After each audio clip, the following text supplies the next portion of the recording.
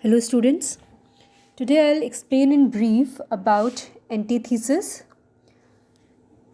Antithesis is the use of contrasting concepts, words or sentences within parallel grammatical structures. This combination of a balanced structure with opposite ideas serves to highlight the contrast between them.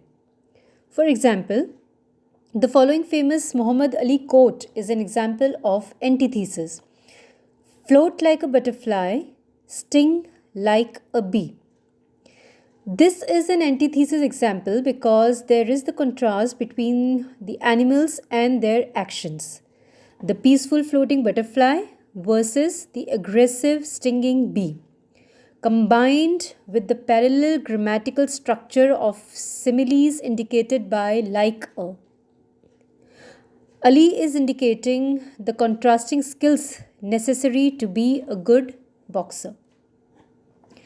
Antithesis is very similar to juxtaposition, as juxtaposition also sets two different things close to each other to emphasize the difference between them. However, juxtaposition does not necessarily deal with completely opposite ideas. Sometimes, the juxtaposition may be between two similar things so that the reader will notice the subtle differences. Juxtaposition also does not necessitate a parallel grammatical structure. The definition of antithesis requires this balanced grammatical structure. The use of antithesis is very popular in speeches and common idioms, as the inherent contrasts often make antithesis quite memorable. For example, this quote of Martin Luther King Jr., to quote him, "We must learn to live together as brothers or perish together as fools." Another quote from Barack Obama, "We will extend a hand if you are willing to unclench your fist."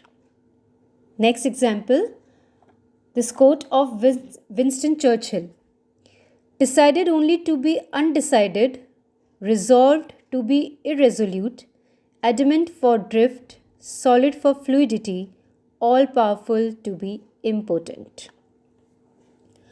So these were a few examples from the common speeches. Now, antithesis can be a helpful tool for the author both to show a character's mindset and to set up an argument. If the antithesis is something that the character is thinking, the audience can better understand the full scope of the character's thoughts. While antithesis is not the most ubiquitous of literary devices, some authors use antithesis quite extensively, such as William Shakespeare. Many of his sonnets and plays include examples of antithesis. For example, to quote a soliloquy from the play Hamlet, "To be or not to be, that is the question. Whether it is nobler in the mind to suffer the slings and arrows of outrageous fortune, or to take arms against a sea of troubles and by opposing end them." Arguably, the most famous 6 words in all of Shakespeare's work are an example of antithesis. Hamlet considers the important question of to be or not to be. In this line, he is considering the very nature of existence itself. Though the line is quite simple in form, it contrasts these very important opposite states. Hamlet sets up his soliloquy with this antithesis and continues with others, including the contrast between suffering whatever fortune has to offer or opposing his troubles. This is a good example of Shakespeare using antithesis to present to the audience or readers Hamlet's inner life and the range of his thinking. So we can say that an antithesis is used when the writer employs two sentences of contrasting meanings in close proximity to one another. Whether they are words or phrases of the same sentence, an antithesis is used to create a stark contrast using two divergent elements that come together to create one uniform whole.